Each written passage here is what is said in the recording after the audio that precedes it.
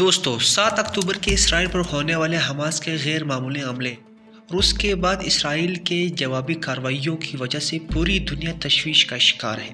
غزہ پر اسرائیلی حملوں کی تیزی کی وجہ سے مشرقی وسطی کا سب سے طاقتور اسلامی تنظیم حزب اللہ نے بھی اس جنگ میں حماس کے ساتھ کھڑے ہونے کا اشارہ دیا ہے۔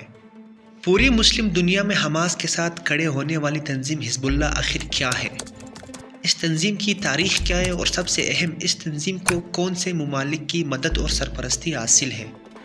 آئیے اس ویڈیو میں جانتے ہیں۔ Hezbollah and Israeli forces are frequently exchanging fire along the Israel. Lebanon's militant group Hezbollah has been exchanging fire with Israel across the border. احتمالات في جبهتنا اللبنانية مفتوحة. حزب اللہ کا لغوی مطلب خدا کی جماعت کے ہے۔ یہ جماعت لبنان میں شیعہ مسلمانوں کی ایک انتہائی طاقتور سیاسی اور فوجی تنظیم ہے۔ ایران کی پشت پناہی سے سن 1980 کی دہائی میں تشکیل پانے والی یہ جماعت لبنان سے اسرائیلی فوجی دستوں کے انخلاء کے لیے مسلسل جدوجہد کرتی رہی ہے۔ حزب اللہ کے پیشرو سن 1982 میں فلسطینی اکثریت پسندوں کے حملے کے جواب میں جنوبی لبنان پر اسرائیلی حملے کے بعد ابھرے۔ اس تنظیم کو ایران کے پاسداران انقلاب کی طرف سے کافی عسکری اور تنظیمی حمایت حاصل ہوئی اور یہ شیعہ ملیشیا میں سب سے نمایاں اور مؤثر بن کر ابھری، جس نے بعد میں حزب اللہ کی بنیاد رکھی۔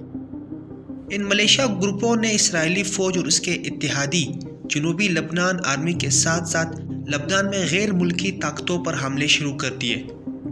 ان کے بارے میں کہا جاتا ہے کہ سن 1983 میں امریکی سفارت خانے اور امریکی میرین بیرکوں پر ہونے والی بم دھماکوں میں ان کا ہاتھ تھا، جس کے نتیجے میں 258 امریکی 58 فرانسیسی فوجی مارے گئے تھے اور مغربی امن دستوں کو انخلاء پر مجبور ہونا پڑا تھا۔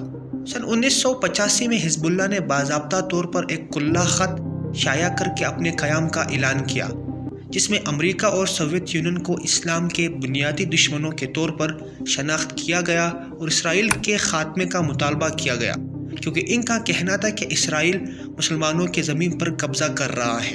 سن 1999 کے طائف معاہدے نے، جس نے لبنان کی خانہ جنگی کا خاتمہ کیا اور ملیشیاؤں کو غیر مسلح کرنے پر زور دیا، اس نے حزب اللہ کو اپنے فوجی ونگ کو ایک اسلامی مزاحمت فورس کے طور پر تبدیل کرنے پر آمادہ کیا، جو اسرائیل کے قبضے کو ختم کرنے کے لیے وقف ہے۔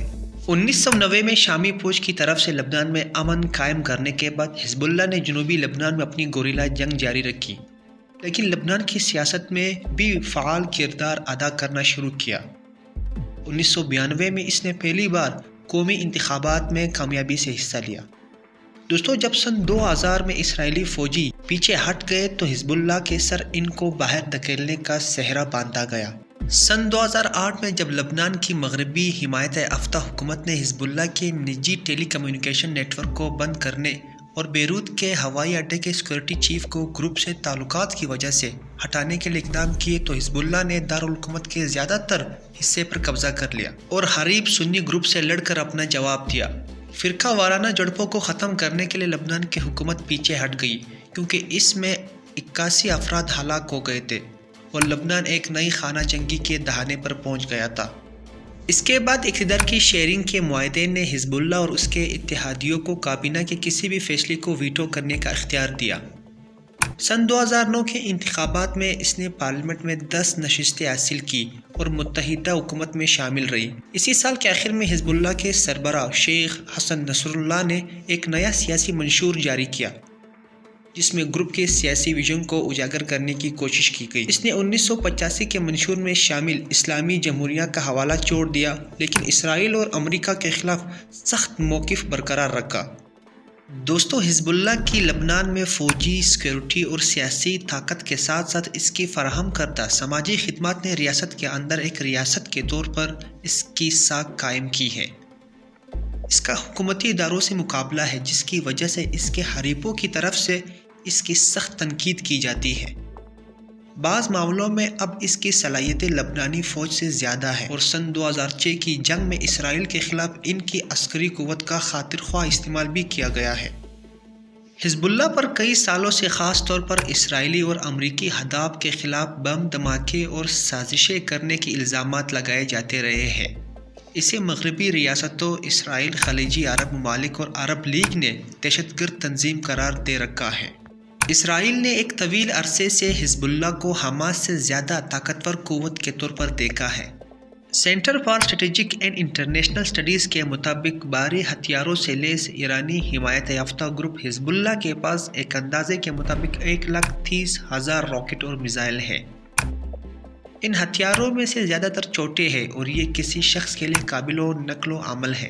یہ زمین سے زمین پر مار کرنے والے ان گائیڈڈ راکٹ ہیں، لیکن ان میں طیارہ شکن اور جہاز شکن میزائلوں کے ساتھ ساتھ گائیڈڈ میزائل بھی شامل ہیں جو اسرائیل کے اندر تک مار کرنے کی صلاحیت رکھتے ہیں۔